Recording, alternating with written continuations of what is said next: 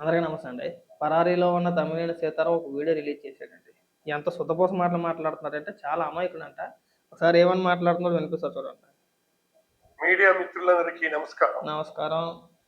గత కొద్ది రోజులుగా నా కుటుంబ సభ్యుల పేర్లను ప్రస్తావిస్తూ ఒక భూ వ్యవహారానికి సంబంధించి అనేక వార్తలు ప్రచారాలు జరుగుతున్నాయి. ఈ నేపథ్యంలో ప్రజలకు వాస్తవ పరిస్థితులు తెలియజేయడం నా బాధ్యతగా భావించి మీ ముందుకు వచ్చాను. ముందుగా నేను ఒక విషయం చాలా స్పష్టంగా చెప్పాలనుకుంటున్నాను. చెప్పు.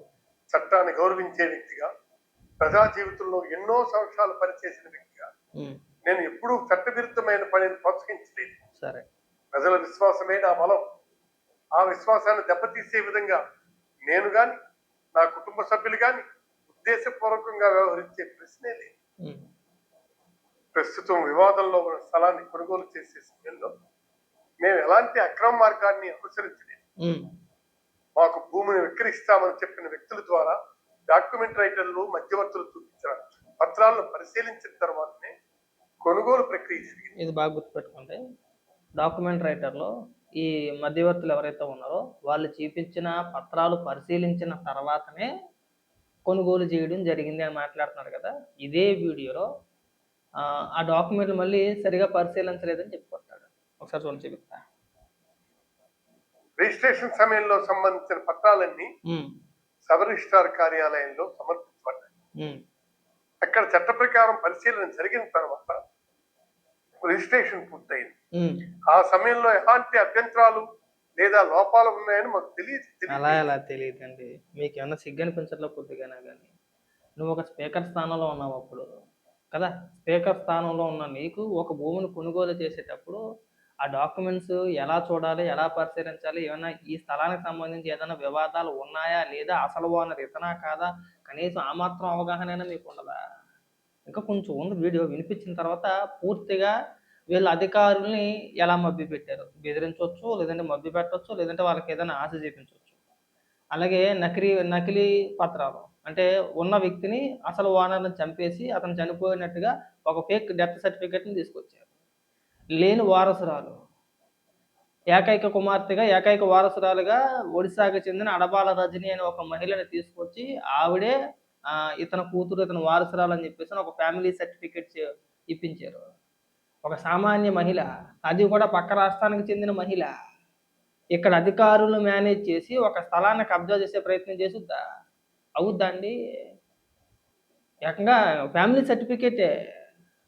మీ ప్రోద్బలం లేకుండా, మీ హస్తం లేకుండా ఎవరి తరం కాదండి అది. సామాన్యులు చేయగలిగే పనులు కాదు అవి. సామాన్యులు ఎవడో చేయలేడు. ఒకవేళ అలా చేసే పనులు అయితే కనుక ఇంక రాష్ట్రంలో ఏ భూమి కనబడినా కబ్జాలోనే ఉండేదేమో కదా.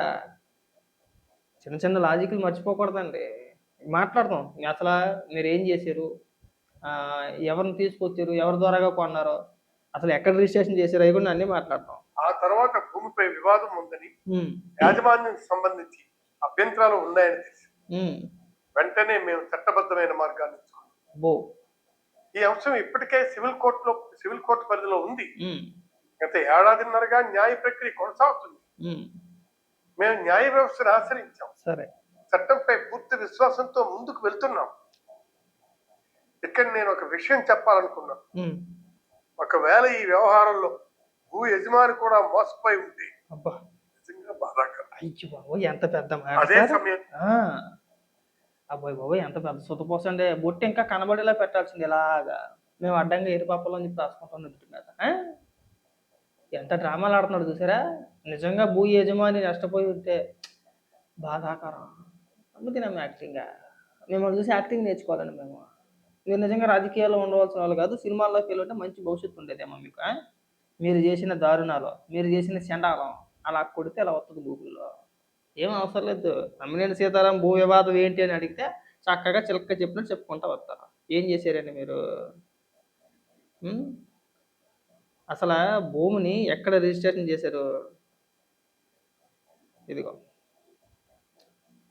ఆ స్థలం ఏదైతే 900 గజాల స్థలం ఏదైతే ఉందో అది శ్రీకాకుళం రూరల్ పరిధిలో చాపురం పంచాయతీ సత్యసాయి నగర్లో ఉంది. నియమాల ప్రకారం దానికి సంబంధించిన ఎలాంటి రిజిస్ట్రేషన్ అయినా శ్రీకాకుళం సబ్ రిజిస్ట్రార్ కార్యాలయంలోనే జరగాలి. కానీ తన సొంత నియోజకవర్గమైన ఆమదాల వలసలో అయితే అధికారులంతా తన గుప్పెట్లో ఉంటారని అక్కడ చేయించుకున్నాడు. మరి దీనికి ఏం సమాధానం చెప్తావు? నువ్వు ఎక్కడ చేయించుకోవాలి? శ్రీకాకుళం సబ్ రిజిస్టర్ ఆఫీస్లో చేయించుకోవాలి. ఎక్కడ చేయించుకున్నావు? ఆమదాల వలస, నీ సొంత నియోజకవర్గంలో. అంటే ఏంటి? అధికారులందరూ మన చేతుల్లో ఉంటారు, మనం చెప్పిన విధంగా నడుచుకుంటారని కదా, నెంబర్ 1. రెండోది, అప్పటి సబ్ రిజిస్టర్ ఎవరైతే అరుణ గారు ఎవరైతే ఉన్నారో ఆవిడ పైన ఒత్తిడి తీసుకొచ్చి ఒక వ్యక్తికి, ఒక చనిపోయిన వ్యక్తి అంటే ఒక బతుకున్న వ్యక్తిని చనిపోయాడు అని చెప్పేసి డెత్ సర్టిఫికెట్లు, డాక్యుమెంట్లు ఇవన్నీ కూడా మీరు చేయించుకున్నారు. అంటే ఆవిడ త్రూనే చేయించుకున్నారని చెప్పి అనట్లా. అక్కడ మీ అధికార బలాన్ని అక్కడ ఉపయోగించారా లేదా? నీట్గా చెప్పుకుంటావు అసలు అక్కడ. అసలు లెక్క అయితే ఎవరైనా మనం ఏదైనా ఆస్తి కొనేటప్పుడు ఆ డాక్యుమెంట్స్ ఏవైతే ఉన్నాయో రిజిస్టర్ కార్యాలయంలో ఒకసారి వెరిఫై చేస్తారు. మరి అలాంటివి మీరు కొన్నప్పుడు వెరిఫై చేయించుకోలేదండి? చూడలేదా? అలా చూడకుండానే చేసేస్తారా? ఇదిగో, బతుకున్న వ్యక్తి అందవరపు గోవిందరాజులు చనిపోయినట్టు నకిలీ మరణ ధృవీకరణ పత్రం, అలాగే ఒడిశాకు చెందిన అడబాల రజని అనే మహిళ, ఆయన వారసురాలని నకిలీ ఫ్యామిలీ మెంబర్ సర్టిఫికేట్ సృష్టించడం సామాన్యులకి సాధ్యం కాదు. అధికార పార్టీకి చెందిన కీలక నేత కాబట్టి రెవెన్యూ వ్యవస్థలోని ఈ అధికారులను భయపెట్టి లేదా ప్రలోభపెట్టి ఈ నకిలీ పత్రాలను సులభంగా సృష్టించగలిగారు. మీ భాగోతాలన్నీ అలా కొడుతుంటే ఇలా అవుతున్నాయండి. కొన్ని దీనికి సమాధానం చెప్పండి. అవన్నీ వద్దండి, ఇవన్నీ వద్దు. ఇప్పుడు ఇస్తున్న వార్తలో మీరు నకిలీ వారసులను సృష్టించారు, ఇంకోటి ఇవన్నీ వద్దు. ఒక భూమిని కొనేటప్పుడు ఆ భూమి అసలు యజమాని ఎవరో అని కనీసం తెలుసుకుంటాం కదా మనం. ఫస్ట్ దానికే కదా ప్రాధాన్యత ఇచ్చేది. తెలుసుకోలేదా? సరే, చెబితే నమ్మేటట్టు ఉండాలండి. ఒకసారి మీరు ఆలోచించనుకొని ఎవడన్నా నమ్ముతాడా? అంటే ముక్కు ముఖం తెలియని మహిళ కనీసం ఆంధ్రప్రదేశ్లో కనీసం ఒక మూల కూడా తెలుసు ఉండదు. ఒడిశాకు చెందిన అడబాల రజని అనే మహిళ ఆంధ్రప్రదేశ్కి సంబంధించిన ఒక భూమిని, ఆంధ్రప్రదేశ్లో ఉన్న ఒక భూమిని, దాదాపు 4 కోట్ల రూపాయల విలువ చేసే భూమి, ఆవిడ అధికారులను మేనేజ్ చేసి ఒక సామాన్య మహిళ నకిలీ వారసురాలుగా తనకు తాను సృష్టించుకొని ఒక బతుకున్న వ్యక్తిని చనిపోయాడని చెప్పేసి ఫేక్ డెత్ సర్టిఫికేట్ ఒకటి తీసుకొచ్చి అధికారులు మేనేజ్ చేసి ఇవన్నీ సామాన్య ప్రజలు చేయగలుగుతారండి?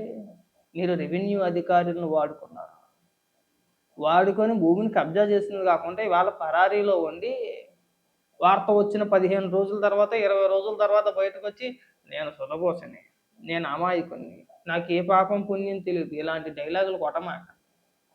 మాకు సిగ్గేస్తుంది. మీ గురించి మాట్లాడాలన్నా కానీ మాకు సిగ్గేస్తుంది. ఇప్పుడు మళ్ళీ సన్నగా చిన్నగా విక్టిమ్ కార్డ్ ప్లే చేస్తారండి. ఖచ్చితంగా అవే మోస్ట్ సీనియర్ రాజకీయ నాయకులు అండి. ఇది నిజాయితీకి నిలువెత్తు రూపం అండి. మా జగన్మోహన్ రెడ్డి ఇప్పుడు వెళ్ళిపోతాడు, పరామర్శకు వెళ్తాడు. తమ్మినేని సీతారాం దగ్గర కూడా పరామర్శకు వెళ్తాడు. ఏంటమ్మా భూమి 900 గజాలు, జస్ట్ 4 కోట్లే. 4 కోట్లు ఒక లెక్క తమ్మినేని సీతారాంకి. ఏదో కొడుకు ఆశపడ్డాడు, ఆ మాత్రం దానికే కేసులు పెట్టేస్తారా? కావాలంటే భూమిని వెనక్కి తీసుకోవాలి కానీ కేసులు కడతారని మాట్లాడతారు. ఆ రోజు మీరు అధికారం ఉపయోగించుకొని కబ్జా చేశారు, ఇవాళ దొరికేసి పారిపోయి వారం 15 రోజుల తర్వాత వచ్చి మీడియం ముందు కూడా కాదు, మరి సపరేట్గా ఒక వీడియో రికార్డ్ చేసి గ్రీన్ మ్యాట్ పెట్టేసుకుని వెనకాల చక్కగా ఒక వీడియో రికార్డ్ చేసి అది పంపించేయడం మీడియాకి, సుతపోసనని చెప్పుకోవడానిక. ఎవరు సార్ నమ్మేది మీ డ్రామాలో? సిగ్గుండ అవసరంలా? కాస్త చెప్పడానికైనా వినేలాగా ఉండాలి, నమ్మేటట్టు ఉండాలి. మీ ప్రోద్బలం లేకుండా, మీ అండదండలు లేకుండా, మీ ఆదేశాలు, మీ ఒత్తిడి లేకుండా ఇది జరగదు. అసలు జరిగే సమస్య లేదు. అసలు అందులో ఎలాంటి అనుమానం లేదు మాకైతే. ఖచ్చితంగా ఈ భూ కబ్జా వెనకాతలు మీ పాత్ర ఉంది. మీరు కావాలని చెప్పేసి ఆ భూమిని కబ్జా చేసి మీ కొడుకు పేరైనా రిజిస్టర్ చేయించుకున్నారు. క్లియర్గా తెలిసిపోతుందండి. చిన్నపిల్లడు చూపించినా కానీ అర్థం అయిపోద్ది. పోనీ ఎవరైనా బయట వాళ్ళు ఏమైనా ఆరోపణ చేశారా? ప్రతిపక్షాలు ఎవరైనా ఆరోపణ చేశారా? లేదు. పోనీ ఏమైనా మీడియా ఏమైనా మీ పైన కథనాలు ఏమైనా రాశారా? లేదు. ఎవరు చెప్పారు? ప్రెస్ మీట్ పెట్టి అధికారులు చెప్పారు, పోలీస్ అధికారులు చెప్పారు. ప్రెస్ మీట్ పెట్టి ఒక 8 మందిని అరెస్ట్ చేసి, ఇదిగో ఇది భూ వివాదం, ఇందులో తమ్మినేని సీతారాం పాత్ర కూడా ఉంది, ఆయన కొడుకుకి రిజిస్టర్ చేయించారు, అంటే ఒక నకిలీ వారసులను సృష్టించి బతుకున్న వ్యక్తిని చనిపోయాడని చెప్పేసి ఫేక్ సర్టిఫికేట్లు సృష్టించి ఇలా తన కొడుకు పేరున రిజిస్టర్ చేయించుకున్నాడని చెప్పేసి. పైగా సాక్షి సంతకాలు ఎవరు పెట్టారండి సార్? సాక్షి సంతకాలు ఎవరు పెట్టారని అడుగుతున్నా.